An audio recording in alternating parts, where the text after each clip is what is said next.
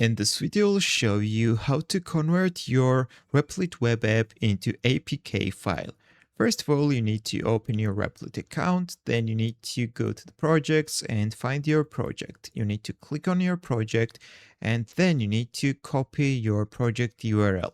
Just click this copy icon right here or just click this copy icon in the top right. Then you need to open this website, which is called median.co, and you need to paste the URL of your Replit project and click on build your app. Then you need to name your app, for example, test. Then you need to enter your valid email address and click on start building my app. After that, we need to wait from few seconds to few minutes until this green line goes to the end. Then scroll a little bit down and click on download. Then we need to look for APK, Android APK right here and click on build.